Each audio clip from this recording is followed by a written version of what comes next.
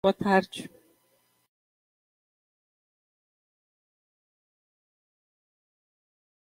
Boa tarde. Então, eu vou apresentar a palestrante da nossa última palestra do 10º Encontro Estadual de Ensino de Física, a professora doutora Catemari Diogo da Rosa, que é graduada em Física pela Universidade Federal do Rio Grande do Sul. Em função da minha tardia formação, acho que nós fomos colegas em pelo menos uma disciplina, né, Catemari? Mestra em Ensino, Filosofia e História da Ciência pela Universidade Federal da Bahia.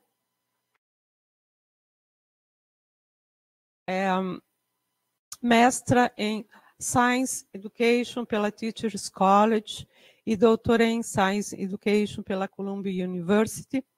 Atualmente é professora adjunta da Universidade Federal da Bahia, onde atua como coordenadora de programas e projetos da Pró-Reitoria de Extensão. Tem experiência em pesquisa e ensino de física e formação de professoras e professores de física, a partir de referenciais teóricos feministas, pós-críticos e decoloniais. Seus interesses envolvem a pesquisa e a prática em ensino de física, formação de educadoras e educadores, física nas séries iniciais e discussões que envolvem as interseccionalidades de gênero, sexualidades, raça, etnia e status socioeconômico na construção e no ensino de ciências. É pesquisadora e faz parte do Conselho da Sociedade Brasileira de Física, SBF, é membro da American Physical Society e da American Association of Physics Teachers, na qual ela faz parte do Comitê para a Educação Internacional de Física. Além disso, é pesquisadora e membro da Organização Nacional de Cientistas Gays e Lésbicas e Educação Profissional e Técnica, da Associação Brasileira de Pesquisadoras e Pesquisadores Negras e Negros, e é membro da Optical American Physical Society. Tinha muito mais para falar, mas eu resumi aqui. Então, Catemari, seja bem-vinda, você com a palavra.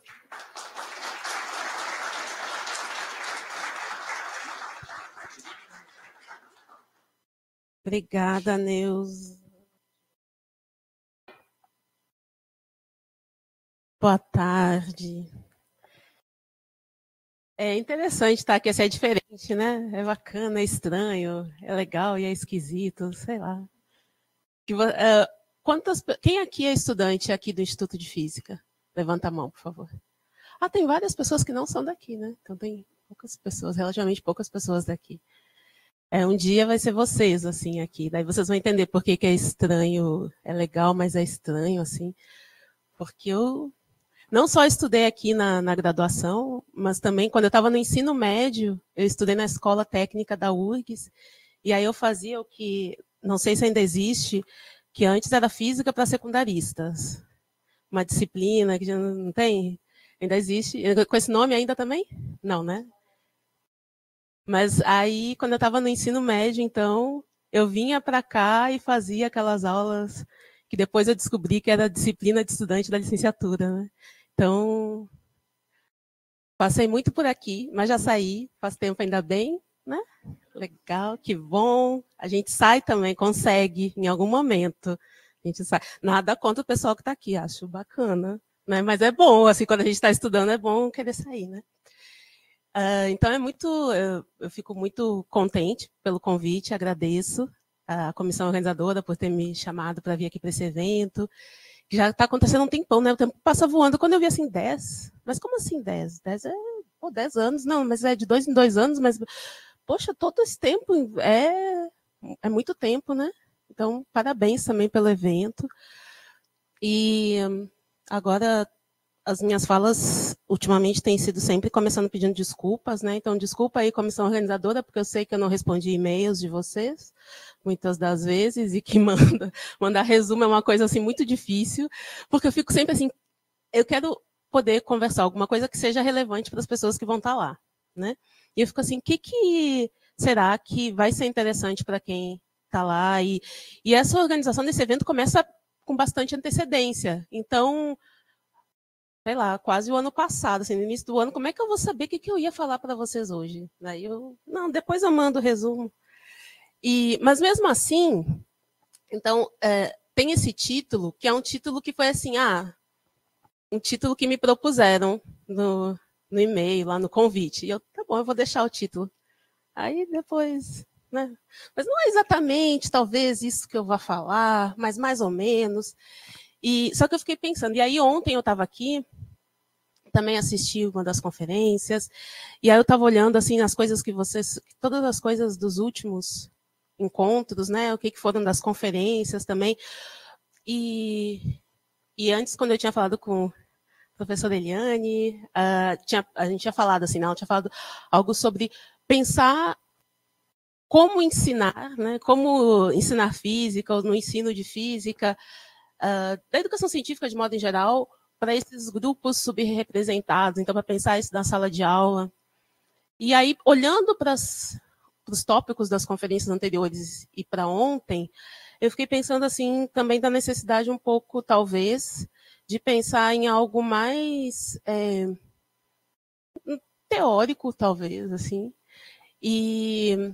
Então, foi isso que eu pensei para hoje. Então, eu vou falar pensando nessa perspectiva de pensar a educação científica para grupos subrepresentados, e aí a gente já começa pensando no que seriam esses grupos subrepresentados, né? O que é essa ideia de subrepresentação, e aqui a maioria das pessoas, eu imagino, são professores e professoras de física,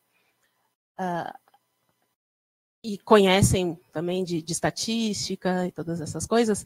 Quando a gente fala em grupos subrepresentados, esse termo em si é um termo em disputa, é um termo em discussão, né? O que é essa subrepresentação?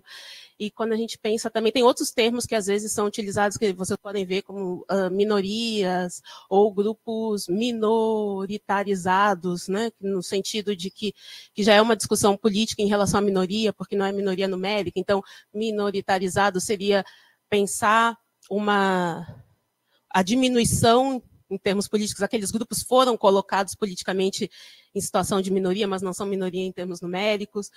E aí tem outras nomenclaturas, como tem se falado também muito sobre como termos subrepresentado, diversidade, minoria, falam sobre, são assim, códigos, são termos-chave para falar de pessoas muito específicas. E muitas vezes, então, e principalmente no contexto brasileiro, a gente está falando de pessoas negras, na maioria das vezes. Espera só um pouquinho.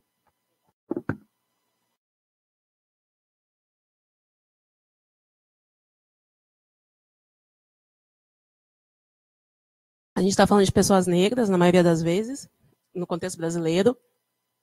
A gente está falando também, mais e mais vezes, sobre pessoas indígenas. E aí, de vez em quando, a gente fala sobre pessoas LGBTQIAPN+.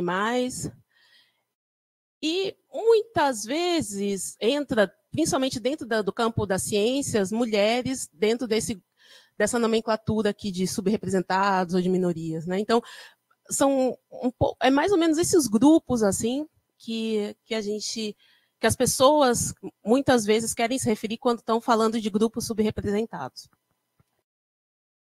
E aí, o que eu pensei assim para a gente começar hoje, falar um pouco sobre, pensando, né, de novo, na questão de ensino e de formação docente também, pensei em trazer referenciais teóricos para vocês, algumas coisas, e falar um pouco também de mim, né, que eu digo sempre que eu falo de mim, mas de onde eu parto, do que eu faço, o que eu tenho pesquisado. Eu estudei aqui, fiz licenciatura em física, e tenho trabalhado com educação científica, educação em física. E aí tem alguns referenciais teóricos que são assim, que guiam o meu trabalho. E os principais são teorias de identidade, então eu trabalho com algumas teorias de identidade, perspectivas para se pensar a identidade, porque a gente fala muito, e não sei como está aqui exatamente, mas eu lembro que aqui também tinha bastante forte. Eu lembro quando teve o concurso, quando eu voltei, aí que ele perguntou, vai ter concurso, você vai querer, você quer, o que você está querendo pesquisar? Você lembra disso, dessa conversa? Talvez.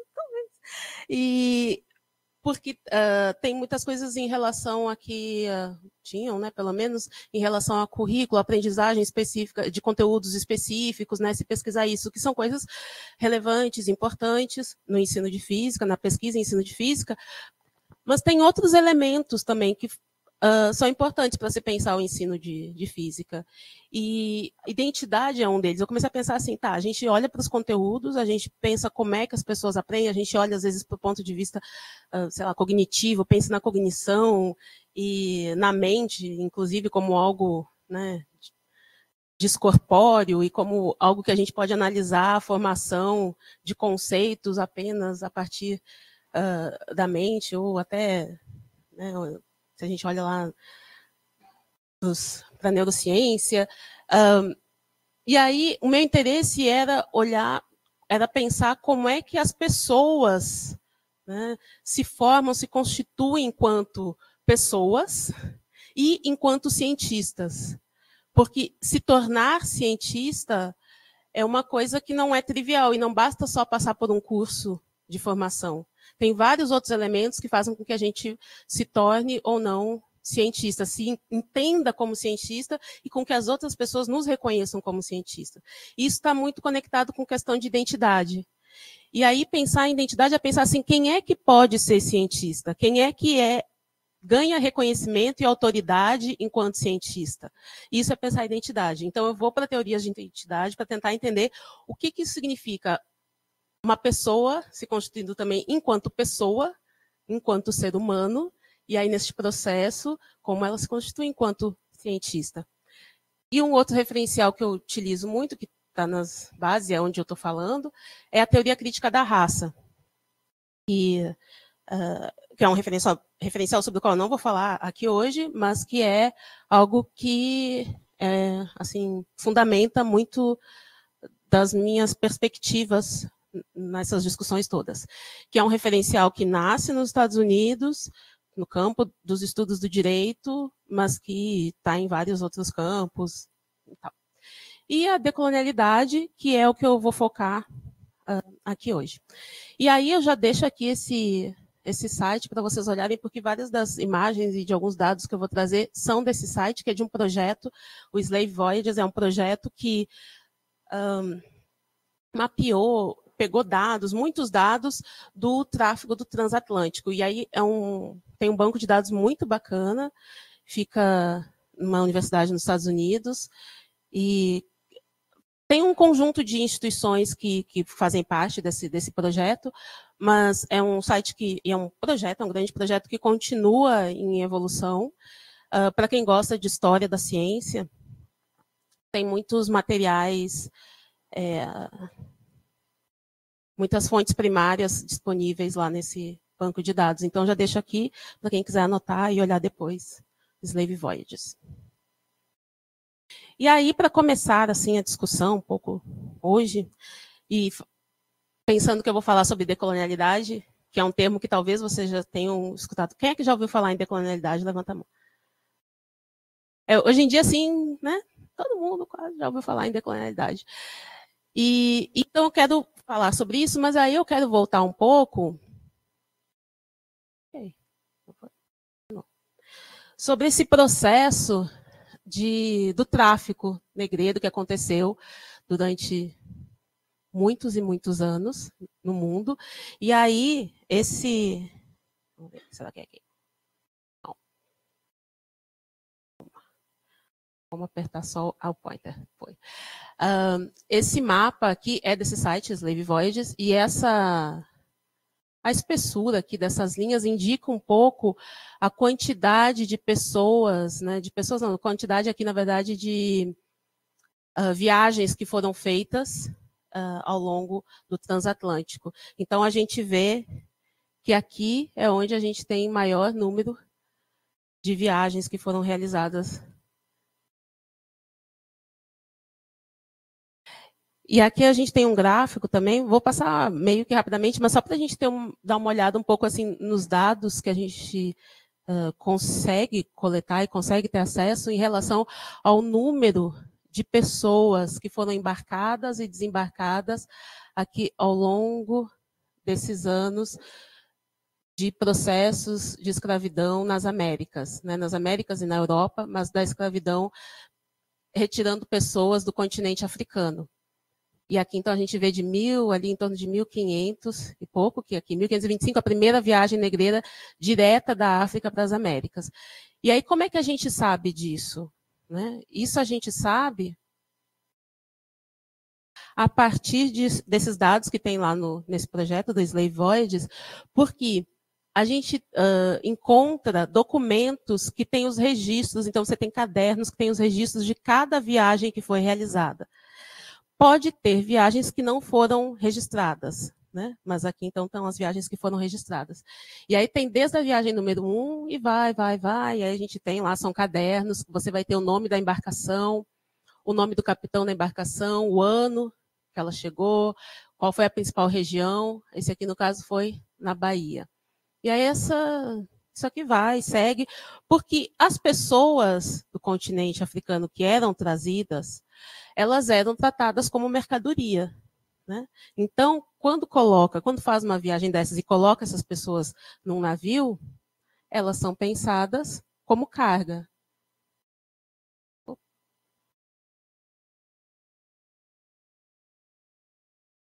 Pronto. E aí a gente pode olhar aqui, ó, esse aqui, por exemplo, é um dos documentos que dá para encontrar lá, tem vários documentos digitalizados. Você tem informações, e aqui, Defensora da Pátria era o nome aqui dessa embarcação. E essa listinha vai, e termina na viagem de número 900.237. Então, 900.237 viagens registradas com os dados, com as informações da embarcação, das pessoas que estavam nesses barcos e para onde elas foram. Esse é um número muito alto, né? É um número assim que é assustador quando a gente vê 900.000 viagens, todas registradas bonitinhas lá com a carga. E por acaso, aqui era rosa, né? Tem um delay bonitinho aqui. Tem algum lugar aqui para eu apontar que fique mais rápido para cá, né? Tá, então daí vai. Então, rosa e também foi para o Brasil. Ah, que linda, olha que esperta que ela é. Tá. Enfim, mas aqui também veio para cá. Não?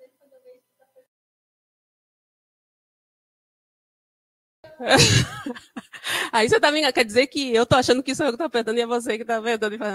Tá, mas deixa eu tentar, então, vou ver se... Pronto. Aí aqui, essa outra aqui, por exemplo, enganador, né? Botei aqui só porque eu achei interessante o nome. Tem vários nomes muito interessantes, se você fica olhando essa lista. Aqui outros dados, e de novo, assim, eu tô trazendo esses dados porque... Eu acho que lá pelas tantas, a gente acaba esquecendo dessa parte da história, da nossa história.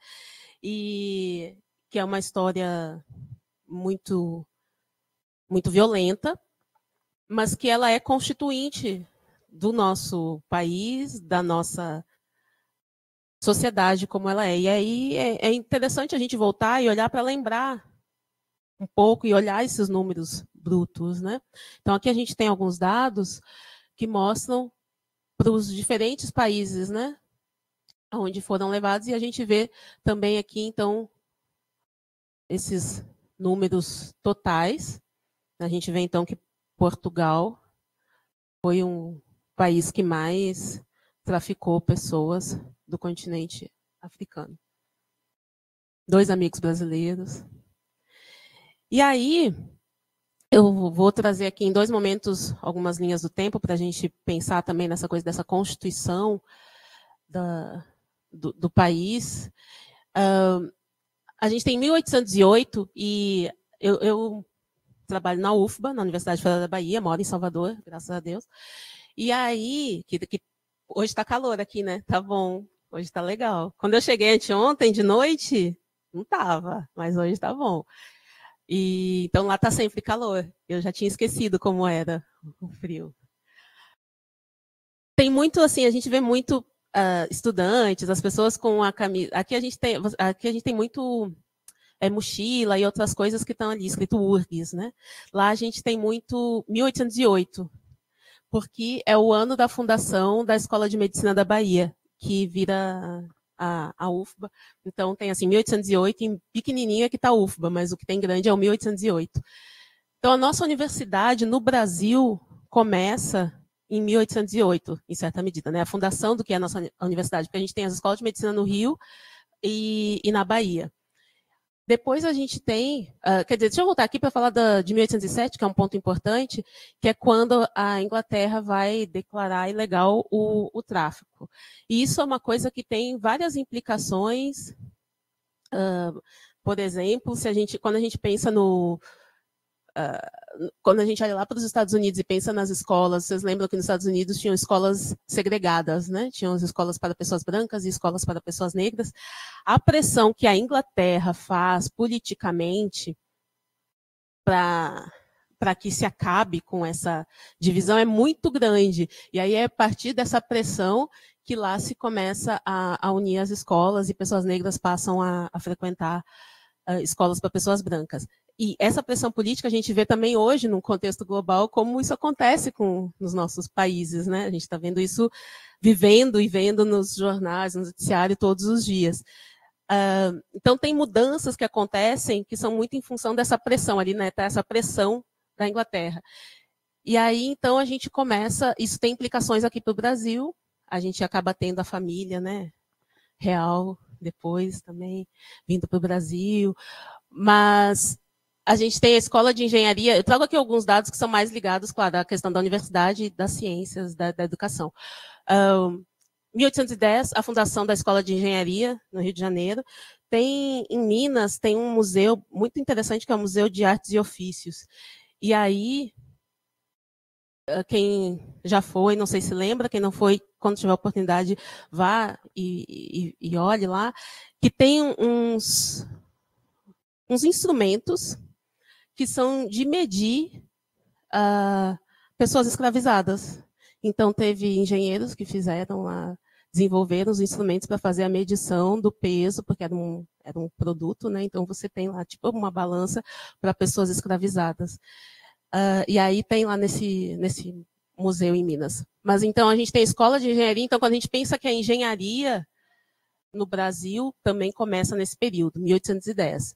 E eu trago essas duas instituições porque são... Então, a gente está falando de medicina e de engenharia, e que são áreas que a gente pode entender como também aqui, que influenciam a ciência brasileira, né? Então, é a fundação dessas escolas que estão ligadas à ciência e começam nesse período em que aqui a gente está no auge do regime escravocrata. Então, a ciência que a gente começa produzindo no Brasil, a partir desses lugares, também está impregnada com essas perspectivas da escravidão. E aí a gente tem, em 1827, que uma lei que permite que as mulheres frequentem escolas elementares. Só que quem são essas mulheres que podem frequentar? Não são as mulheres negras escravizadas.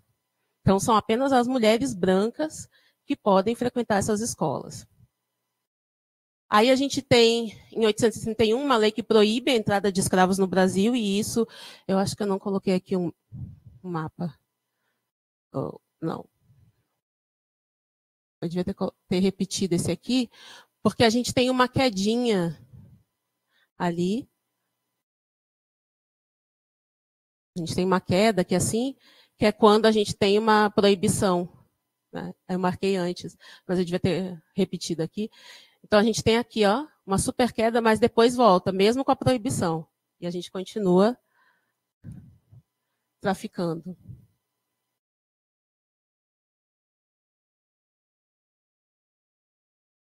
E aí a gente tem o Código do Processo Criminal e a fundação do Colégio Pedro II, né, que é um colégio tradicional do Rio de Janeiro que ainda está na ativa. E a fundação do IBGE, do que vem a ser depois do IBGE, em 1838. a gente tem, em 1850, finalmente, a abolição do tráfico de escravos, e aí a promulgação do Código Comercial. Agora a gente tem que reger essa mercadoria interna, a gente tem um Código Comercial que é promulgado. E a gente tem, em 1871, uma lei que é importante, que é a Lei do Ventre Livre,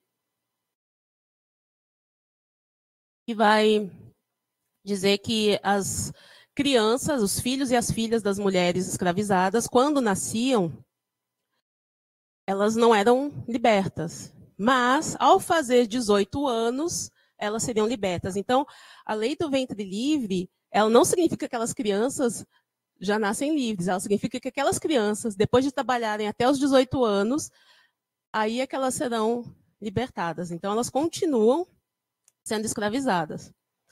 E, em 1879, então, ali 8 anos depois, mulheres podem estudar no ensino superior.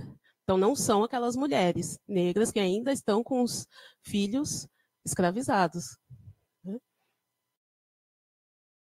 E essas coisas aqui são muito importantes quando a gente vai pensar, e que mais lá na frente eu vou falar, quando a gente está discutindo, que parece às vezes que está desconectado, mas quando a gente vai falar sobre mulheres na ciência, por exemplo, se tende a falar sobre mulheres como esse ser universal, mulheres, e como se todas as mulheres fossem iguais. Mas a gente tem muitas diferenças nas experiências das mulheres, e eu estou pegando aqui o caso específico do Brasil, e olhando para a nossa história, e olhando para o processo educacional, como as mulheres negras e as mulheres brancas tiveram uma história completamente diferente. É muito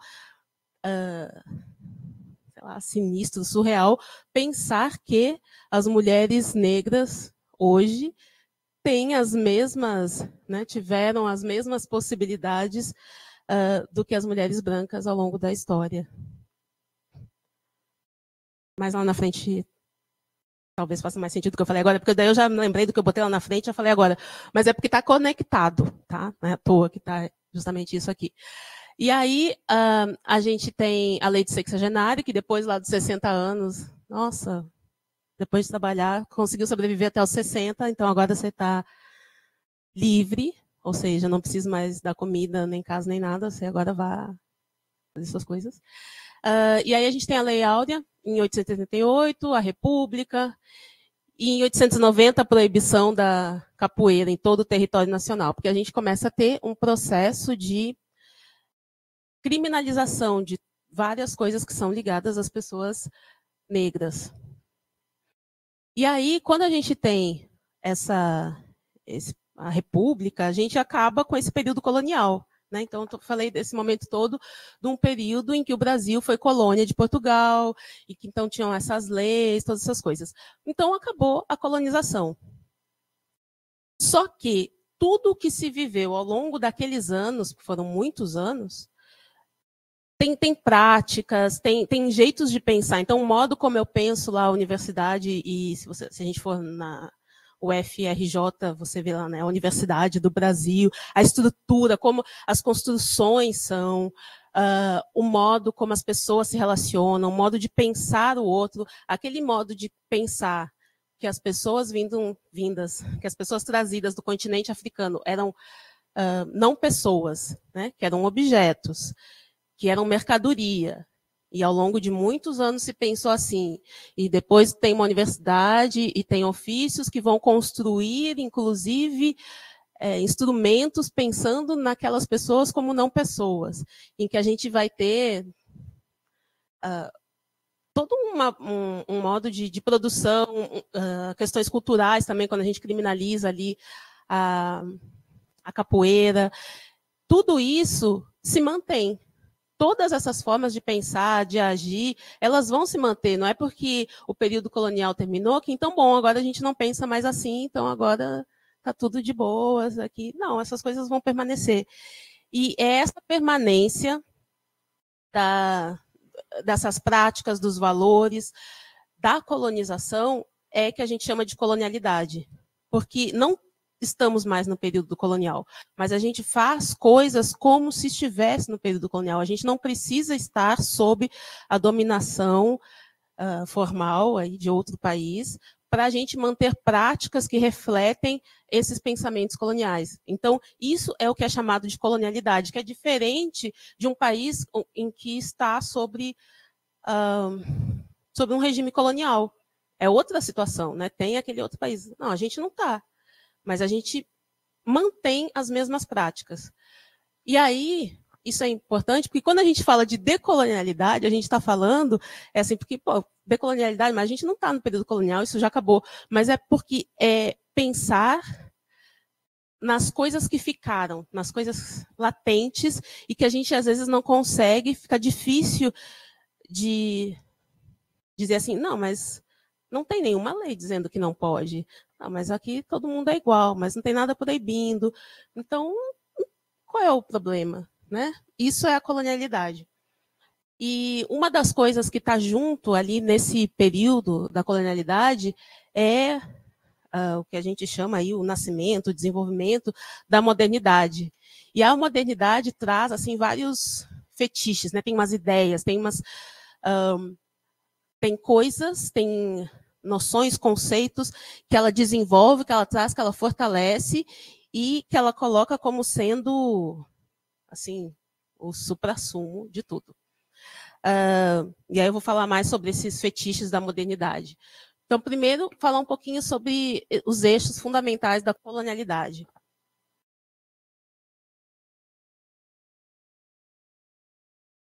Então, uma das coisas é a racialidade, que é ter como... Isso está como pressuposto básico de que racializar as pessoas, os corpos e as mentes é o que é fundamental para a gente articular as relações no mundo. E isso determina, inclusive, as relações econômicas, as relações políticas. E isso a gente pode, de novo, né, se a gente olha no noticiário hoje, a gente vê essas relações. Se a gente olha o conflito Israel-Palestina e as questões de racialidade estão presentes de forma muito explícita. Né? A centralização mundial do controle do trabalho, dos recursos e dos seus produtos em torno do capital. Então, tem poucas pessoas que vão deter o poder econômico.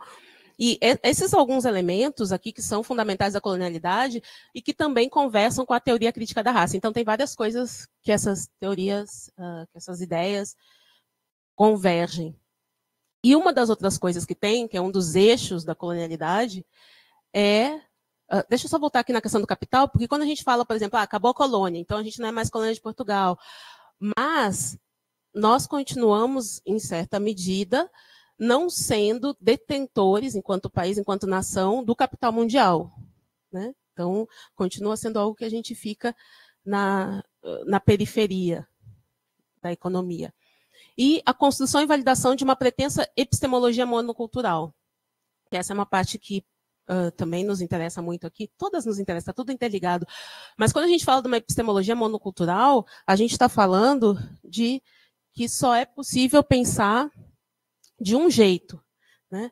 Então, quando a gente pensa nas ciências, quando a gente olha para como a ciência foi construída, ela foi construída a partir de uma ideia que só tem um jeito da gente pensar a ciência. Não tem outras possibilidades da gente pensar a ciência, ela tem um jeito, ela tem um método, não tinha um negócio do método, então ela tinha um método científico, é este jeito de pensar, e faz com que, se não for desse jeito, então não pode, é proibido, não é bom, não é correto, é inferior. E junto com essa epistemologia monocultural, tem uma pretensa racionalidade. Né? Então, a ciência é muito racional, tudo é a partir, né, eu penso, logo existo, é tudo a partir de uma racionalidade que não tem emoções. Ela é neutra, então tem uma neutralidade que é metodológica também, neutralidade de valores, ela é neutra em todos os aspectos. E uma universalidade. Então, a ciência ela é a mesma em todo mundo, ela é universal e ela fala por todos. E ela vai escondendo, a partir desses três mecanismos aí, uma relação de poder que vai fazer com que a gente não perceba, muitas vezes, que tem que nessa relação de poder, a Europa, né, e aqui eu digo a Europa A Europa não só no sentido geográfico, físico, de a Europa ali onde ela está agora, mas também num sentido mais moderno de pensar os países que detêm o poder econômico, porque os Estados Unidos hoje em dia têm um grande papel também em ditar como a gente, né? Então ele não seria eurocêntrico, mas nessa perspectiva imperialista da epistemologia. Mas existem relações de poder. Agora mesmo a gente vê aí, essas semanas, né, está saindo os laureados com o Nobel, e se a gente observar quem são as pessoas que ganham o Nobel ao longo dos anos, se a gente pensa também que o Nobel é algo que é neutro, que é universal ali, que as pessoas que ganham o Nobel foi só pelo feito, como se não tivessem outras relações envolvidas dos países que acabam recebendo o Nobel, indicações para o Nobel. Outras características que tem, né, nessa epistemologia monocultural é o roubo, né? Uma coisa que se faz muito, que a Europa fez muito ao longo dos anos, que os países que detêm o poder econômico fazem, é roubar.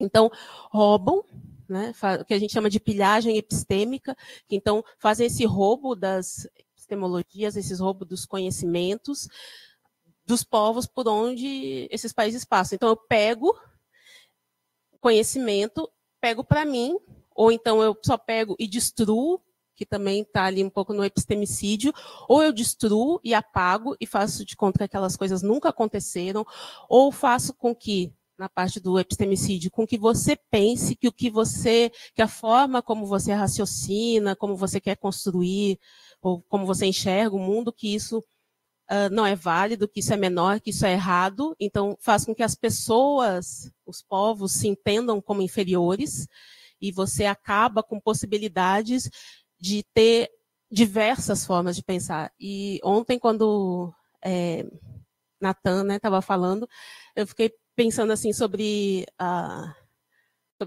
essa parte de epistemologia monocultural e de epistemicídio, e de como a gente deixa, assim, enquanto humanidade, deixa de ter possibilidades de formas criativas de pensar o mundo, de entender o mundo, porque a gente destrói, porque a gente só aceita, só valida uma forma de pensar. Porque quando ele estava falando, né,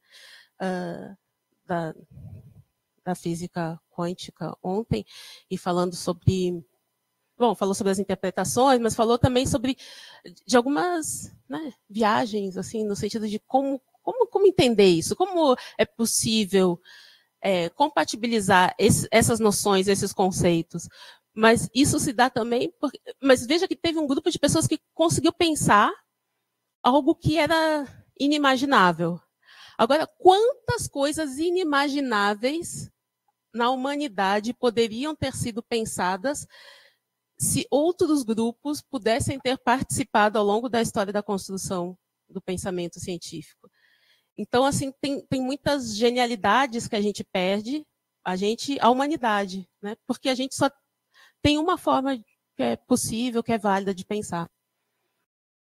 E também essa dificuldade que a gente tem de pensar, de compreender os fenômenos quânticos. Será que também não se dão porque a gente vive dentro dessa epistemologia monocultural que não nos permite outras formas de pensar o mundo?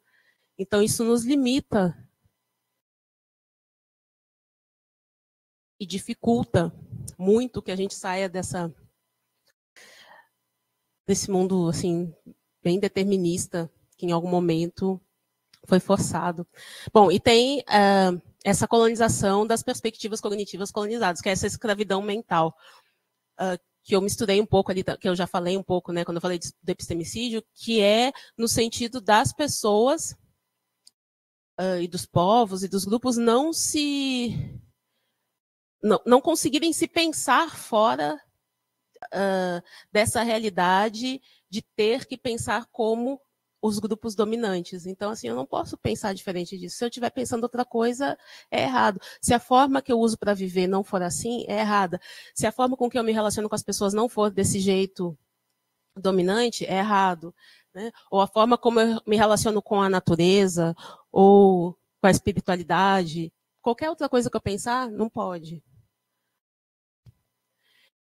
E então essa criação, né, a modernidade traz, então a modernidade, esse processo que vem junto aí com o desenvolvimento da ciência. A gente tem tudo isso está acontecendo e a ciência está sendo desenvolvida. Então, o que eu, né, quero lembrar é que as ideias, a forma como a gente faz ciência está junto com isso, não é uma coisa separada. Isso tudo são coisas que influenciam a ciência que normalmente a gente não pensa sobre. De modo geral, no curso de física, ou na nossa profissão, a gente não está pensando sobre isso. Mas essas coisas estão lá subjacentes ao que a gente faz. E então, essas invenções que a gente tem na modernidade, elas vão reafirmar a inferioridade do que não é europeu e de quem não é europeu. O europeu é o centro e é o que é melhor, é o que é superior. E tudo que não é europeu é do passado, né? É uma coisa antiga, é uma coisa que é não civilizada e é uma coisa que é um retrocesso. Então, a gente fala muito em civilização, né? Civilidade. E aqui tem algumas dicotomias e hierarquias que a modernidade cria, que está dentro dessa ideia, né, do fetiche, da modernidade. Então, Oriente e Ocidente, o primitivo e o civilizado, então as ideias que são primitivas, pensar o primitivo e quem é o civilizado. Isso aqui é o europeu, isso tudo aqui é o europeu, a razão, né, dessa racionalidade, porque a emoção é algo inferior, é algo primitivo. Tem o científico, tem algo que é místico, tem o moderno e tem o tradicional. A gente fala muito também, né, se refere a vários grupos hoje em dia, como as comunidades tradicionais, e muitas vezes esse tradicional nesse sentido negativo, porque elas são primitivas, né? Porque elas têm aí, olha que jeito bonitinho, olha que bacana, as comunidades tradicionais, olha que legal, eles têm um conhecimento da terra. E tem uma coisa ainda também muito paternalista, né? De como a gente pensa as formas diversas de conhecimento. E dentro da universidade, eu não sei como é que anda aqui na URGS, mas tem tido muitos processos em várias instituições de ampliar a universidade, né, e de ampliar as epistemologias possíveis nas universidades. A gente, na UFA, por exemplo, tem um programa de contratação de mestres e mestras dos saberes populares, né, e tem contratação como professor, professora visitante, também de mestres e mestras da cultura popular, dos ofícios, tem assim de várias pessoas que não estão tradicionalmente na academia. Mas isso é algo importante, necessário. A gente tem a UFMG como uma das instituições que mais tem assim que faz isso há relativamente bastante tempo, né? Mas a gente também tem que ter cuidado em que medida a gente não está reforçando, às vezes, o fetiche da modernidade. Como é que é essa relação que a gente tem com esses conhecimentos, com as pessoas que trazem contribuições que não são as que a gente tradicionalmente valoriza na universidade. E a barbárie e a civilização. Essa coisa da barbárie é muito interessante, a gente vê bastante agora também nessas coisas dos conflitos que andam acontecendo. E aí, pensando na colonialidade em termos de políticas públicas, porque eu trouxe ali vários marcos legais, legislativos em outro período, né? E aí, se a gente olha agora, olhando aqui para as décadas de 1920, 1940, a gente tem aqui a primeira vez que as mulheres podem começar a votar no Brasil, né? A primeira prefeita. Aí, em 32, as mulheres podem votar se elas têm renda própria ou autorização do marido, né? Aí, em 34, qualquer mulher pode votar. A gente tem aqui a primeira mulher negra deputada estadual, em Santa Catarina. Só em 1940 que a capoeira saiu do Código Penal. Isso é muito recente. Então, até 1940, as pessoas podiam ser presas por praticar capoeira. Surge a Associação do Negro Brasileiro. Então, aqui são isso aqui é um marco importante para o movimento negro, porque tem muitas das políticas que a gente tem, elas surgem dos movimentos sociais organizados, né? Não à toa a gente tem a Lei 10.639, de 2003, que estabelece lá a obrigatoriedade do ensino de história da África, dos africanos e aqui no Brasil, e da contribuição das pessoas negras no Brasil. E depois a gente tem a lei, que é 11.645, que vai incluir a população indígena. E isso se dá porque a gente teve um movimento negro que teve mais poder político ao longo do tempo nessa questão educacional dessas legislações. E aí, então, isso contribuiu também, né, para depois ter o movimento indígena. Mas vocês vejam que são duas leis com dois números diferentes, e isso é por conta de movimento organizado. E isso está na história, né? Bom. Aí a gente tem a primeira LDB, a Lei Afonso Arinos, que é uma lei muito importante, porque é a primeira lei que a gente tem, então, que vai reconhecer que discriminação racial não é uma coisa bacana, né, que não é legal. Só em 1950 que a gente tem isso, dizendo assim, ó, isso aqui é uma contravenção penal. A gente até tem, né, como é que é o nome dela? Glória Maria, né, a primeira pessoa no Brasil que utilizou essa lei. A gente tem o Conselho das Mulheres Negras, e aqui em 1962, não é distante. Estatuto da Mulher Casada, não precisa mais de autorização do marido para trabalhar. Então, até 1962, pela legislação, as mulheres precisavam de autorização do marido para trabalhar.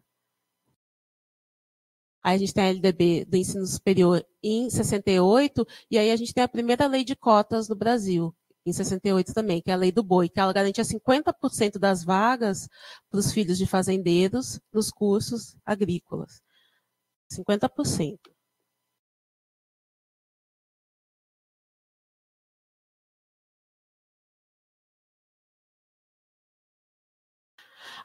Também uma coisa que eu esqueci de falar lá da lei do ventre livre, né?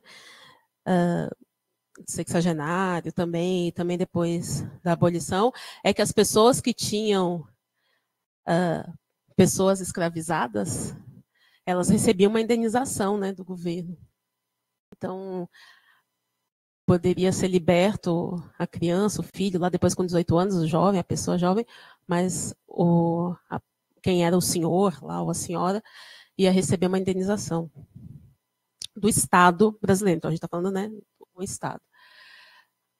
Aí a gente tem a LDB do ensino básico, e 1976, algumas pessoas aqui talvez já fossem nascidas, tem o fim da exigência de registro policial para templos religiosos de matriz africana. Porque até então, pessoas que praticavam religiões de matriz africanas iam em terreiros que tinham que ter registro na polícia. Então, até hoje, você tem em alguns locais de polícia apreensão, né? Você tem artefatos que foram apreendidos porque era proibido ter, ou porque tinha, não é que era proibido, tinha que ter o registro, mas aí, eventualmente, se você não tinha um registro, você tinha apreensão de artefatos religiosos. Muito recente. Então, não é difícil. Então, quando a gente está falando de colonialidade, que a gente fala de permanência de pensamentos e de práticas, a gente está vendo aqui na legislação a permanência de algumas dessas coisas, de várias dessas coisas.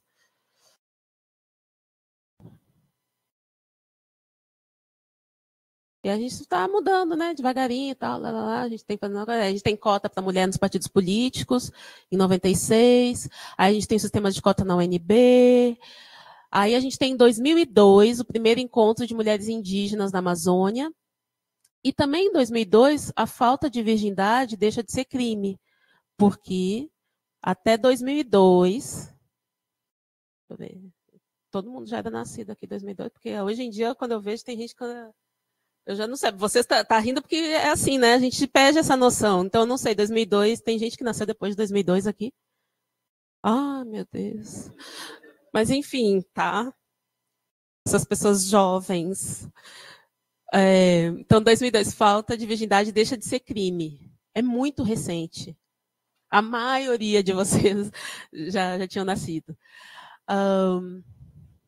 Alteração da LDB, né, que eu falei ali da Lei 2003, depois a Lei 2008, a Lei Maria da Penha, e, finalmente, 2010, que é onde a gente queria chegar e vai terminar, da parte de legislação, o Estatuto de Igualdade Racial, que é um marco extremamente importante, é um momento em que a gente, de fato, começa, pela legislação, reconhecer que o Estado tem responsabilidade pelas coisas que aconteceram ao longo dos séculos, tem uma responsabilidade com as pessoas negras, né?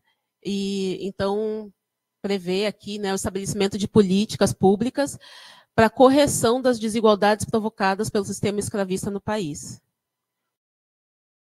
Isso é reconhecimento do Estado, da nação, em relação a isso.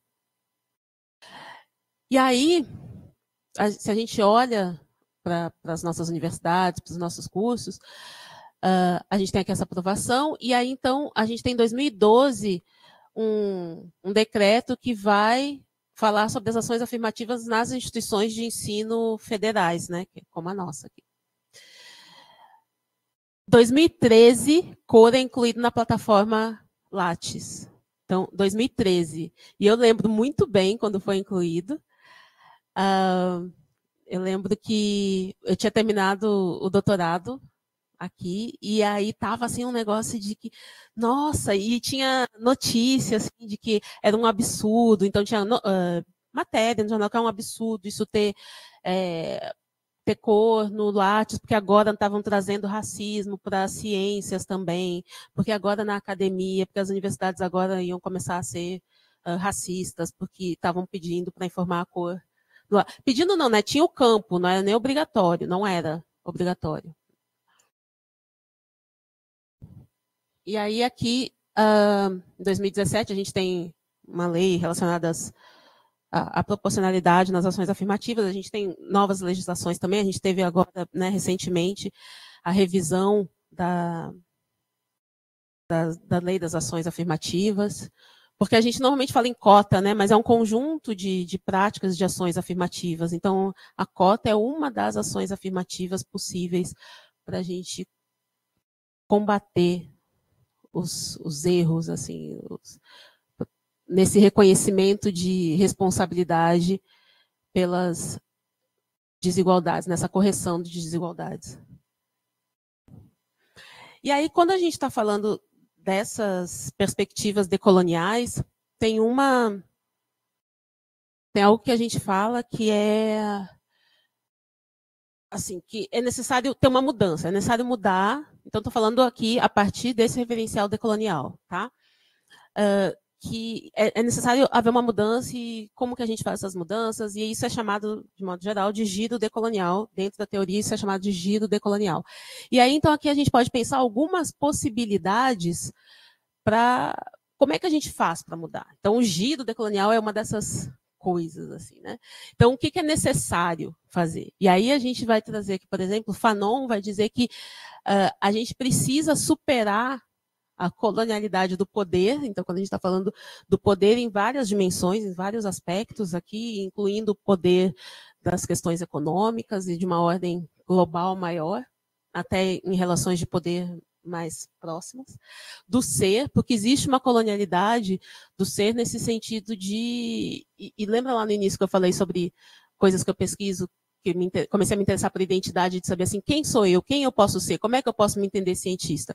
Quando a gente olha por uma perspectiva decolonial, o ser, a pessoa, o indivíduo, e lembram lá da escravidão mental, é difícil uma pessoa que não é vista, que não foi vista ao longo de muito tempo, então vou pegar, por exemplo, uma pessoa negra, eu como uma pessoa negra, se você é vista ao longo ali de séculos como não pessoa, e como que os conhecimentos que pessoas negras né? Primeiro não pessoa, mas depois tá bom, ok, pessoa. Pessoa inferior, mas pessoa. Mas também não pode, não vai saber muita coisa, né? E não tem intelecto. Então, você não tem intelecto. E aí, quando a gente pensa ciência, ciência é algo do intelecto, da razão. Quando a gente pensa física, que se acha assim normalmente, né? A física é o topo das ciências, o supra-sumo da racionalidade. Então, física, nem pensar. Então, essas não pessoas, quase pessoas, e com baixa intelectualidade, não podem se pensar como físicas, né? E isso é algo que não precisa ser ensinado diretamente para essas pessoas, porque a colonialidade, então essa permanência nesse âmbito ali do ser, ela já está presente. As pessoas já sabem que elas não podem ser aquilo. Então, é necessário haver uma superação dessa colonialidade do ser e do saber. Então, mas não basta. Então, bom, Catemari, não, eu acho que. Não, sou gente, sou pessoa, como todas as outras pessoas, sou inteligente, posso saber as coisas, vou fazer física, vou não sei o que lá. Ok. Mas o que eu vou conhecer? O que eu vou ter acesso? Eu vou ter acesso a um conhecimento que também não só foi desenvolvido a partir dessas bases, mas continua sendo construído a partir dessas bases. Não tem uma mudança. Como eu faço para conhecer outras coisas ou outras formas de pensar o mundo? Então, eu tenho que pensar também nessa decolonialidade do saber, das coisas que se pode conhecer, de como pensar o mundo. E isso a gente, né, pode fazer através aí de uma busca por uma pluralidade epistemológica, que é o que a gente está falando aqui, de não ter apenas uma forma de se pensar o mundo. Quando a gente fala desses mecanismos que a gente tem criado nas universidades, né, como eu falei, de mestres e mestras, ou de possibilidades diversas de pessoas que estão na universidade tendo um saber reconhecido e validado e compartilhado, é um movimento por uma pluralidade epistemológica. Criação de meios de socialização dessas novas epistemologias. Então, tem isso, aí a gente tem essas epistemologias plurais, mas a gente precisa socializar isso. E aí tem a legislação, é uma possibilidade, é uma das formas necessárias, e também a descolonização didática, né? Então, e eu tenho falado muito também sobre legislação porque eu, de novo, fiz licenciatura, sou professora, mas tenho atuado ultimamente na gestão universitária e tenho trabalhado muito com essa parte de pensar políticas públicas e pensar legislações mesmo. E aí você vê quanto essas coisas têm impacto, assim, como essas coisas são importantes, e aí você vai vendo como as políticas são construídas, e aí vocês também, muito provavelmente, em algum momento, estarão nesses papéis. É uma coisa para a gente pensar, né? Quem não está ainda, de repente, vai estar numa dessas atuações, em que a gente não foi preparada, não parou para pensar nisso, né? Bom, a gente tem aqui essa, é uma legislação, por exemplo, né, uma possibilidade. Então, estou falando aqui agora de possibilidades para esse giro decolonial. Quando a gente olha para a legislação, ter uma lei dessas é algo que é muito importante. Ela não garante que isso vai ser cumprido, ela não garante que essas coisas vão acontecer na sala de aula. Lei não garante nada, né? Mas é um passo necessário. Você precisa ter a lei para poder cobrar a lei, para poder criar mecanismos para se implementar leis. A gente tem aqui, né, alguns outros marcos legais que são importantes. Eu falei aqui da Lei 11.645, que inclui, então, a temática, né, da história e a cultura indígena. Vou pular aqui. Vou pular essa daqui, porque eu não quero falar muito sobre essa lei. A gente tem que os anos têm passado, a gente teve muitas discussões sobre essas leis.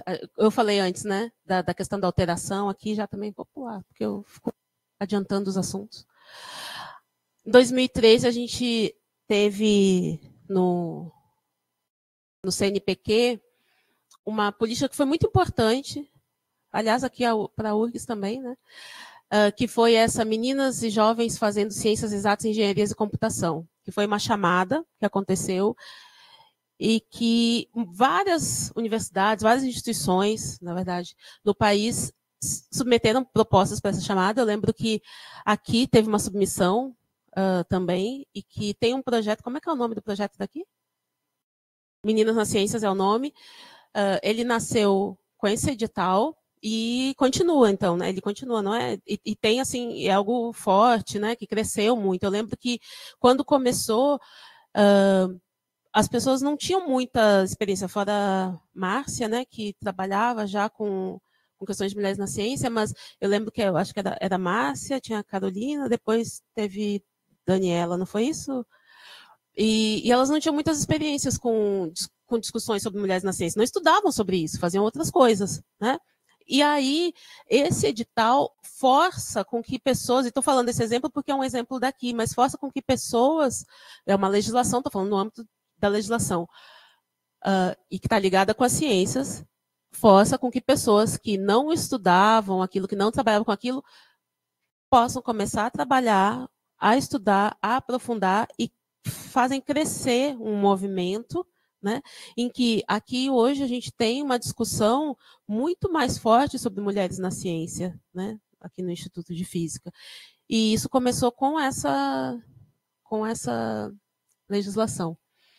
Teve também um projeto que é o Pioneiras da Ciência no Brasil, do CNPq, que então, se vocês forem lá no site, tem os perfis de mulheres, aí tem a primeira edição, a segunda edição, a terceira edição, a quarta edição, aí tem várias edições, né? E a gente vê que a maioria dessas mulheres são mulheres brancas. E é bastante interessante, a gente tem aqui, né, Beatriz Nascimento, a gente tem uma mulher negra, e que é das ciências humanas. A maioria das outras mulheres são das ciências exatas. E aí tem uma mulher negra aqui. Teve uma outra edição que teve uma mulher negra também, se não me falha a memória. E é muito interessante, porque na época daí o CNPq pediu para a gente fazer, vamos fazer então perfis, porque a gente precisa de mais mulheres negras. E a gente teve um grupo de pessoas que a gente fez. E aí o CNPq disse, não, mas elas são muito jovens. Mas como é que você quer que tenham mulheres mais velhas, negras, que sejam as pioneiras da ciência? É historicamente impossível você ter mulheres muito mais velhas pioneiras da ciência. É uma coisa assim surreal. Então, os perfis que foram construídos e tal não puderam ser publicados porque aquelas mulheres eram mais velhas do que a que tradicionalmente são dos pioneiros da ciência. Aí começou a ter um de jovens pesquisadoras, mas mesmo quando você olha para jovens pesquisadoras, ainda assim a gente vê uma maioria de mulheres brancas. E agora, sim, para encerrar a parte que a Eliane pediu. Agora nos últimos... Não é que ela pediu, eu estou falando assim, pediu porque a gente conversou, porque é normal, quando você vai falar, quando você vai convidar alguém, você diz, olha, bom, não é... Não, tá. Aí eu quero assim, a gente tem interesse mais ou menos nisso, que é normal. Mas, aqui, eu trouxe alguns exemplos de propostas e pensando, então, nesse giro na perspectiva didática, pensando na física, no ensino da física. E aí eu trouxe uns exemplos de alguns artigos e livros, alguns materiais, bem pouquinhos, mas para vocês anotarem, lerem depois. Então, tem um aqui que é esse Pós-Verdade para Quem? Fatos produzidos por uma ciência racista, que está no Caderno Brasileiro, que é um artigo com Bárbara, Alan e eu, que é um artigo bem legal, bem bacana, que tem uns desenhos bonitinhos. Mas é verdade, tem uns desenhos bonitinhos. Sério, gente, deu um trabalho fazer aqueles desenhos. Não trabalho em si do desenho, mas é porque aqueles desenhos só vieram depois que que foi o artigo, aí voltou e disse, vocês não têm aí uma coisa para ilustrar, né? Coloca vai um texto só com um monte de letrinha, não tem um desenho. Aí a gente fez uns desenhos, mas que ficou bom. Decolonialidade e ensino de física, uma introdução. E aí esse foi para física na escola, desse volume especial que teve agora, dessa edição especial, e que foi assim um pouco alinhado até com o que a gente conversou aqui hoje, no sentido de pensar de que vocês têm escutado muito essas palavras de decolonialidade, decolonial e tal, e as pessoas às vezes falam, ou às vezes a gente lê alguma coisa que está falando isso, mas a gente não sabe às vezes muito bem, ou tem alguma ideia do que é. E aí eu acho interessante que assim todo mundo tenha pelo menos uma base comum para a gente discutir, até porque a gente pode discordar de algumas coisas, né? Mas para a gente discordar e contribuir, é bacana a gente ter essa base. E eu quero mais pessoas também na nossa área para a gente discutir. Tem coisas que me incomodam nas teorias decoloniais. E aí eu quero também que outras pessoas saibam mais sobre teorias decoloniais, que é para a gente poder, sabe, discutir. Então eu acho assim, bom, as pessoas têm que saber um pouquinho. E também, para não ser uma daquelas, me parece que ela tem se tornado, em certa medida, sabe aquelas palavras que daí todo mundo tem que usar? Aquelas expressões assim que tudo tem que ser decolonial?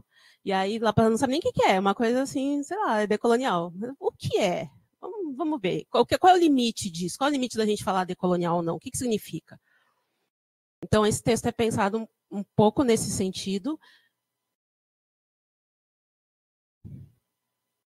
E aqui uns livros que tem esse Conteúdos Cordiais, é uma série que tem de várias áreas, tem da biologia, tem da química, e aqui esse é o da física, que é da Livraria da Física, editado pela Livraria da Física.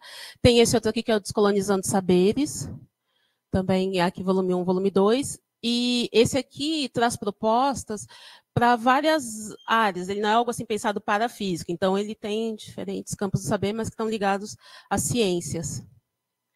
E aí, essas eram as contribuições, eu acho que só tem que eu queria trazer para vocês. Tem aqui algumas das referências que eu utilizei, e aí eu coloquei aqui. Tem o Henrique Freitas, né? Alan, que eu acho bacana, porque eu não conhecia o professor Henrique Freitas, e aí, esses tempos, Alan estava com o professor Henrique Freitas, e eu conheci, deu, que legal, é tão bacana, né, quando a gente conhece as referências que a gente usa, eu gosto. Munanga.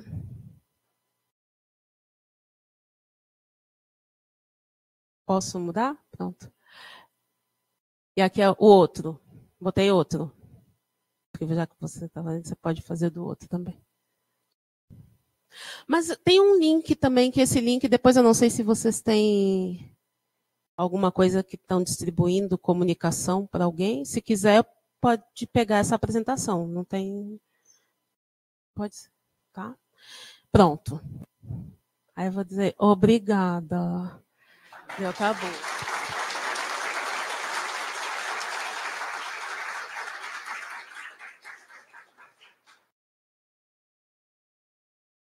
Passamos para as perguntas, então. Alguém tem perguntas? Tudo bem, professora? Boa tarde. Muito obrigado pela fala da senhora. A minha questão é sobre como eu posso, pensando, me colocando como professor numa sala de aula, essa questão da representatividade para o meu estudante, né? Porque às vezes essa questão de ele não se sentir representado pode levar ele a pensar que é muito mais difícil, e provavelmente vai ser muito mais difícil dele se colocar numa posição onde ele quer chegar, né? Eu não tenho conhecimento, mas pensando em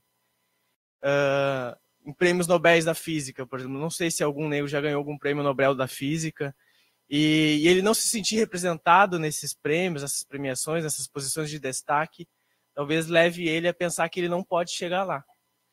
Então, essa questão de como eu lido com isso, de como que eu posso ajudar esse estudante a querer seguir por esse caminho que parece para ele muito difícil. Mari, tem mais uma? Posso fazer? Alan? Katamari, obrigado pela conferência, né? Sempre bom te ouvir. Na verdade, eu tenho uma pergunta, assim, que eu acho que vai ser interessante para esse momento que a gente está vivendo, né? Assim, na URGS, nacionalmente, né? E como aqui também tem professores da educação básica, tem colegas do departamento, do instituto, da pós-graduação, eu acho que é importante te ouvir sobre isso, né? Porque também, às vezes, santo de casa não faz milagre. Eu queria que você comentasse um pouco, que eu acho assim que você traz logo nisso a tua fala, essa questão da identidade.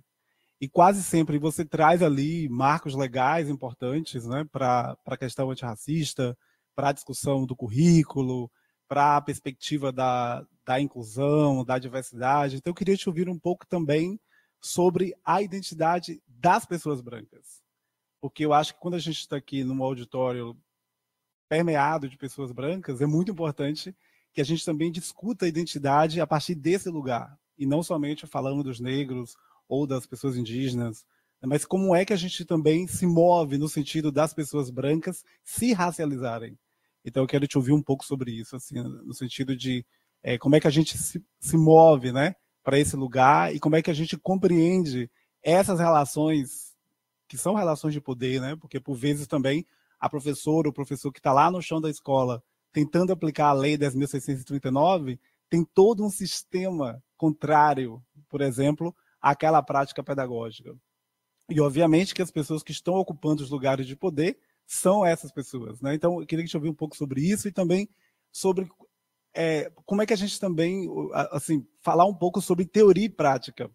Porque uma coisa é a gente teorizar, é a gente escrever sobre decolonialidade, é a gente dizer todos os dias que a gente é antirracista. Outra coisa é a gente viver isso. E viver isso prático, né? Quando a gente pensa editais, quando a gente pensa provas, avaliações, quando a gente pensa articulações, criação de projetos. Então, eu queria que você falasse para nós, para essa plateia, sobre esses aspectos. Obrigado.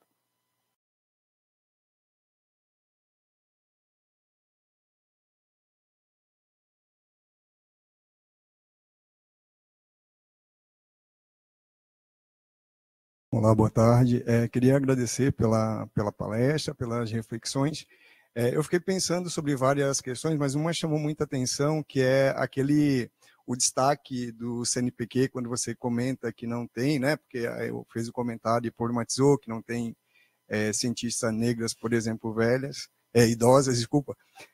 Aí eu fiquei pensando que talvez o risco que a gente corre de querer um reconhecimento para essas pessoas a partir de um marcador colonial, né?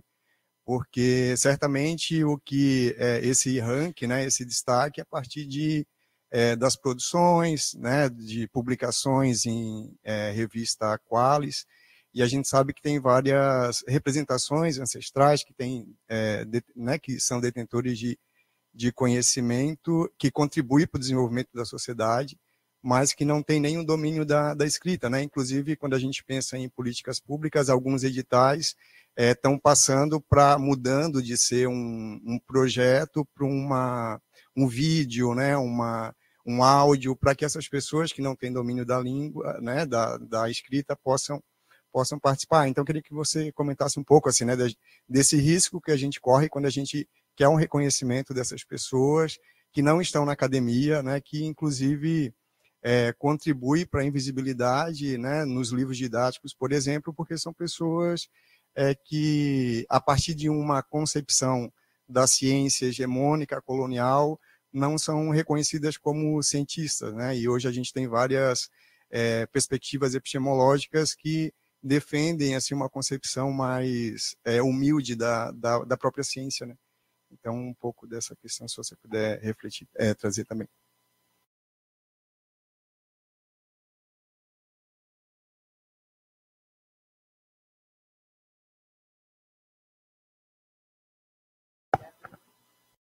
Bom, obrigada pelas perguntas, assim, e eu acho que elas estão muito conectadas, né? Essa questão da representação, eu acho ela sempre complexa, assim, quer dizer, não é complexa, mas é importante ter pessoas em que a gente olha e pensa assim, tem uma pessoa eventualmente, não sei, que se parece como eu, talvez. Mas é para além disso, assim, porque pode não ter nenhuma pessoa que se pareça comigo também.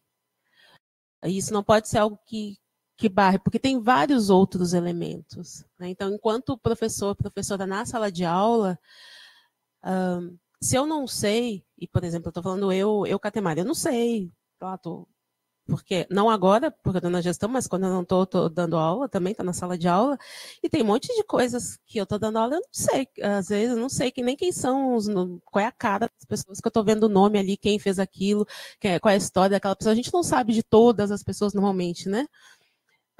E nem tudo, quando a gente está ali dando aula de física, nem todas as coisas você está discutindo e pensando numa perspectiva de como é que eu vou fazer com que meu estudante pense sobre isso, ou a minha estudante pense sobre isso, a partir de uma perspectiva decolonial. Como é que eu posso descolonizar essa aula aqui? Tem várias coisas que são, e aí talvez entre também nessa resposta do que ela perguntou, das relações e das nossas posturas, né, em relação às coisas. Porque tem como a gente se coloca na sala de aula, como a gente cria um espaço para que estudantes se relacionem de forma horizontal, de forma colaborativa. Tem os valores que a gente vai tentar fazer com que sejam desenvolvidos na aula. Tem como a gente pensa as nossas avaliações, né? Que você falou alguma coisa de pensar, a avaliação tem a coisa da prática, assim, que é para além da questão da representatividade, é também como eu me coloco naquele espaço. Então, para mim, às vezes é um pouco difícil falar, assim, da perspectiva de vocês, enquanto Maria fala vocês aqui, porque a maioria do que eu estou vendo na minha banca de heteroidentificação, a maioria aqui é branca, né? Mas eu nunca participei de uma banca de heteroidentificação, inclusive sou péssima em banca de heteroidentificação. Porque eu já fiz treinamento, e aí eu sou péssima porque eu fico assim, não, essa pessoa não passa. Daí, não, Catemari, essa pessoa aqui passa assim, essa é uma pessoa negra. Tá bom, então, né, vocês estão dizendo. As bancas são muito mais, o treinamento para as bancas são muito mais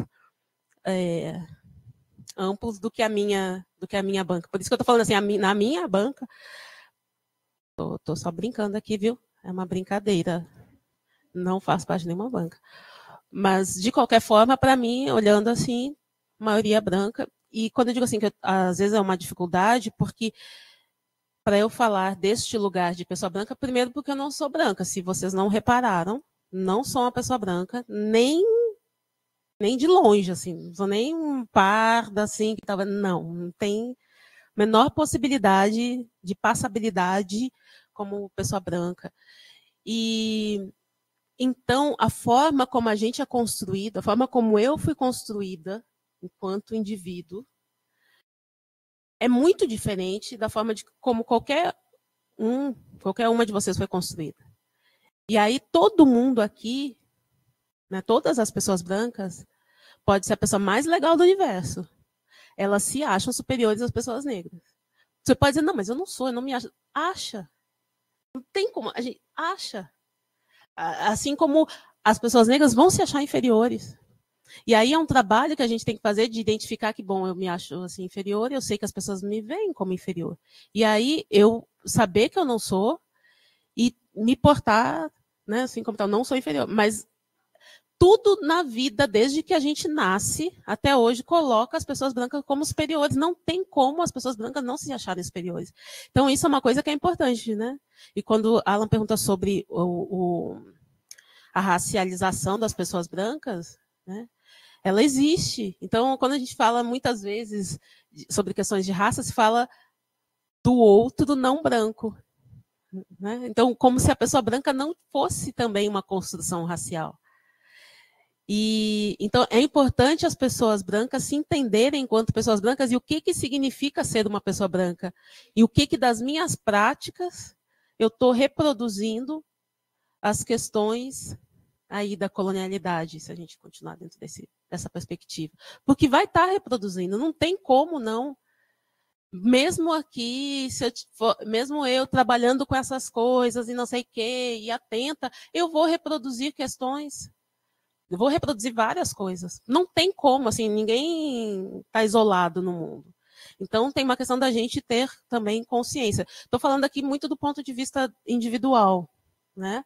Tem questões, eu falei aqui muito de legislação, que é algo nível de Estado, que é algo coletivo, mas também tem as questões individuais e as responsabilidades individuais. É sempre esse jogo, assim, acho que a gente tem que pensar nesse macro, mas também a gente tem que pensar nesse micro em termos de responsabilidade individual. Então, como a gente se comunica com o outro também, né? A forma como as pessoas falam, a forma... gente, é tanta coisa, assim, é porque como...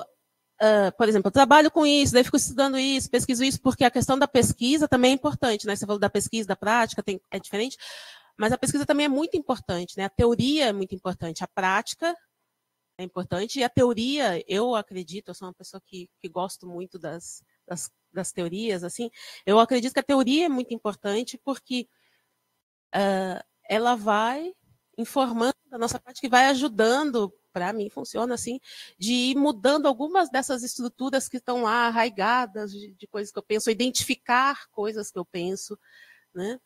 E então é importante a teoria, se ela for para informar a prática, se ela for para fazer com que eu reflita sobre a minha prática cotidiana. E aí quando eu disse assim, é tanta coisa, porque eu fico assim, para acordar de manhã, no que eu andar. Se eu não sair de casa, se eu ficar só em casa, só olhando televisão, eu vou me irritar. Todo santo dia. E eu vou ver coisa na televisão, vou dizer, meu Deus do céu. Então tem que desligar a televisão todos os dias. Mas, por exemplo, quer ver uma coisa? Viajar, pegar um avião. Não tem vez na vida que eu vá pegar um avião e eu não vá ficar, tá bom. Né? Então, se eu vou entrar na filinha ali, né? Vou fazer check-in, sei lá o quê, tarará. Vai ter alguém que vai dizer, senhora, aqui é só para não sei quem. Porque desculpa se eu sou diamante, mas eu só ando na fila do diamante, então eu sou preferencial. Mas eu nunca sou lida como uma pessoa que pode estar na fila do preferencial, por exemplo. Né? Ou então, assim, as coisas como... Eu acho sempre engraçado, é uma coisa besta. E as pessoas não estão fazendo por mal. Quer ver coisinhas bestas, desde a coisa mais besta, assim, de dizer, que tem que colocar um negocinho lá, mochila, sei lá o quê, embaixo do assento da sua frente. Meu negócio já está lá. Mas fala para mim, para quem está lá do outro lado, não fala. Sabe, no corredor, assim? Às vezes, sempre tem alguém que vai me explicar como é que eu tenho que fazer as coisas dentro do avião. Porque eu sempre tenho que ser tutelada, né? Sempre. Porque as pessoas negras sempre têm que ser ensinadas, porque elas não são lá muito, né, inteligentes. Elas têm que ter uma pessoa branca bacana para ensinar como é que faz. Então, isso é uma coisa que a pessoa branca não faz necessariamente, assim, não é maldade, não faz nem de forma consciente. Mas procurem observar se em interações com pessoas não brancas, e isso também é a mesma coisa, quer ver como é mais fácil de vocês, às vezes, identificarem? Mulher e homem. Pensem, aí as mulheres vão fazer assim. Porque é a mesma coisa, como os homens tratam as mulheres, né? São relações de poder, o patriarcado. A gente vive numa sociedade patriarcal em que homens são superiores. Então, todo homem se acha superior às mulheres. Então, a gente vive numa sociedade que a gente vive num sistema de supremacia branca. Então, todas as pessoas brancas se acham superiores. E quando a gente fala supremacia branca, a gente pensar no seguinte sentido, do percentual mundial da população branca. É pequeno. Mundialmente, tem poucas pessoas brancas no mundo. Mas as pessoas brancas são as que a gente mais vê ocupando os espaços de poder no mundo. Né? Em tudo. Em tudo. Em todas as áreas do conhecimento, em deter os recursos do capital, são as pessoas brancas, na maioria. Então, como é que pode uma minoria, em termos de população mundial, ser branco é minoria, mas detém a maior parte do poder e a maior parte das riquezas? Então, é um sistema de supremacia branca. Então, as pessoas brancas se acham superiores. E é um sistema patriarcal. Mesma coisa, se a gente olhar o percentual de homens e mulheres no mundo, quem é que são as pessoas que estão ocupando os espaços de poder e que detêm o capital? São os homens. Então, os homens é que são os superiores. Então, muitas coisas que os homens... Então, aí, ó, o homem branco, pronto, é o topo, né? Da desgraça no mundo, assim, porque olha só, aí além de ser branca, a pessoa ser branca, a pessoa ainda é homem, aí não ajuda, né? A gente tem que respirar, tal. Mas, ó, eu até conheço, até tenho amigos que são homens brancos, não tenho assim problemas, eu convivo, é legal, entendeu? Até tenho homens brancos com quem eu convivo. Mas é uma coisa assim que eu acho importante a gente ter consciência, sabe? De que não quer dizer que você se identifica. Eu, aqui na minha heteroidentificação, te identificaria, não sei, como homem. Você me parece, né? Você se apresenta como homem. Pode não sei se você se identifica como homem. Você se identifica como homem? Você se identifica como homem e você me parece uma pessoa branca. Não quer dizer que você individualmente, nossa, você é uma pessoa ruim. Nossa, você é um cara racista. Você é um cara misógino. Não quer dizer isso, sabe? Mas quer dizer que a pessoa vai reproduzir as coisas porque a gente está numa sociedade que é racista e é misógina. Então vai acontecer. Não é o indivíduo que é uma pessoa escrota e está fazendo necessariamente na maldade. Tem gente que é escrota, não estou dizendo que não existe gente escrota no mundo.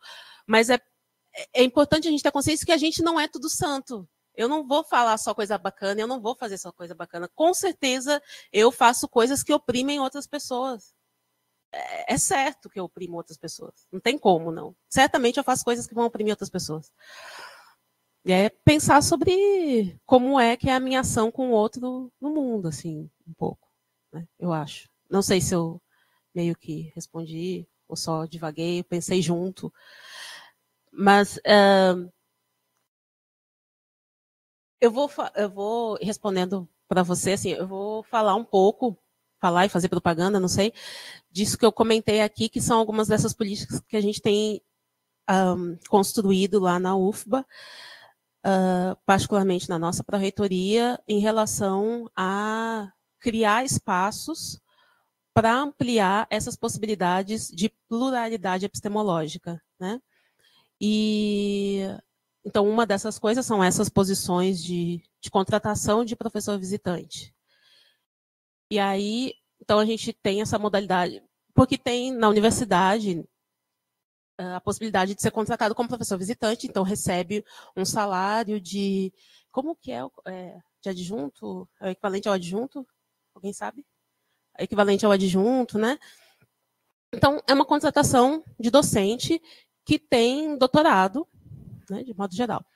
E aí, essa contratação de professor visitante com notório saber, então, notório saber é algo que está lá na LDB, é algo que está previsto na LDB, é uma titulação, que é diferente de honoris causa. Você já ouviu falar em honoris causa, né? Doutor honoris causa. Isso é uma coisa. Notório saber é outra coisa. Mas o título de notório saber ele é concedido por uma universidade, por uma instituição de ensino superior. Ele pode ser concedido. Então, algumas pessoas podem passar por esse processo de concessão de título de notório saber, e aí, tendo este título, elas podem ser contratadas, dentro desse programa que a gente tem, para ser professor visitante. Então, vai receber a mesma coisa que as pessoas que são contratadas com doutorado, né?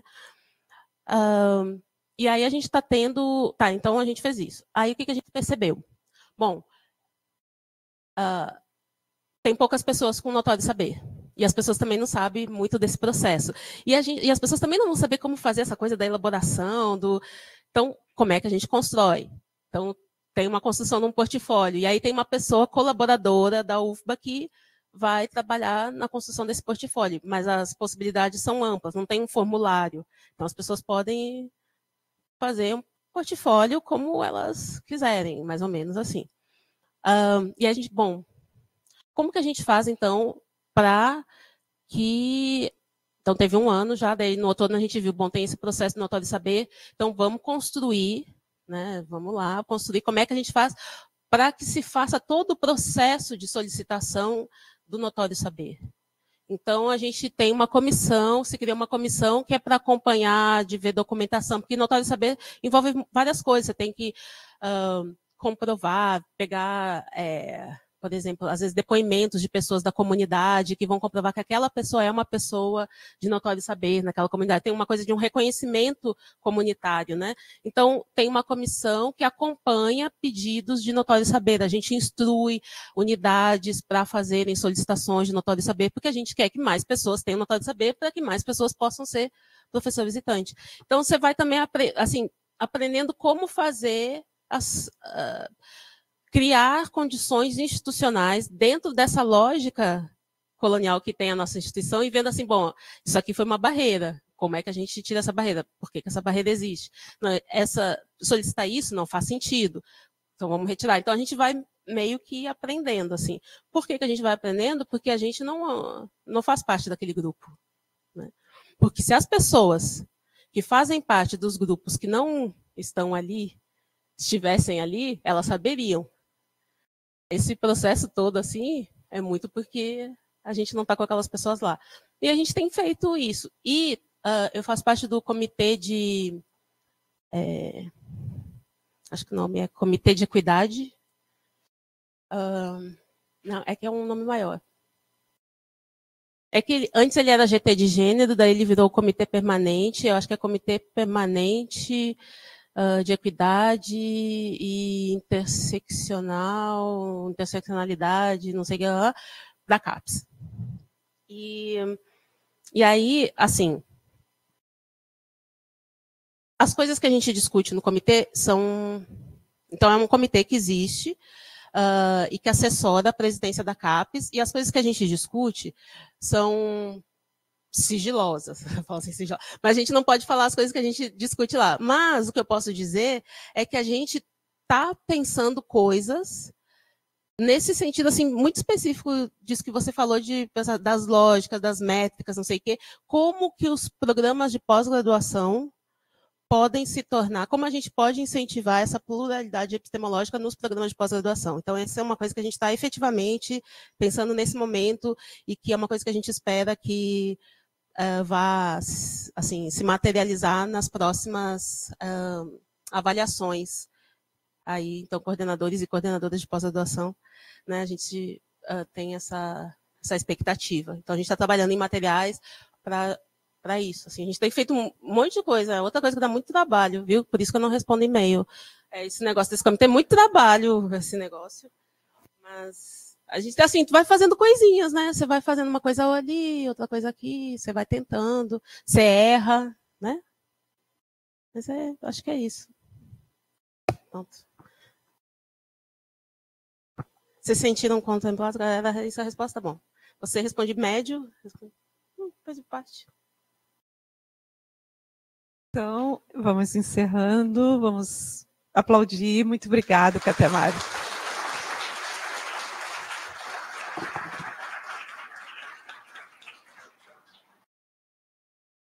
Johnny.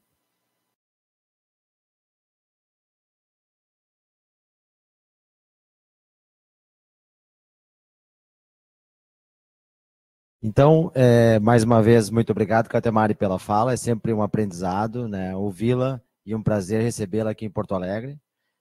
A gente vai passar agora, então, para a parte final do nosso evento, tá? Finalizando, que também tem o sorteio das camisetas. Mas, inicialmente, eu convido a professora Neuza para poder falar um pouco do apoio do BRDE junto ao evento. Então, o BRDE não vai saber disso, que não está aqui para ouvir, mas eu não queria deixar de agradecer, porque esse é o 5º, né, Eliane, encontro que a gente vai lá. Eu trabalhei 2 décadas num banco chamado Banco Regional de Desenvolvimento do Extremo Sul, e depois que eu vim para a URGS, eu volto lá e peço para ele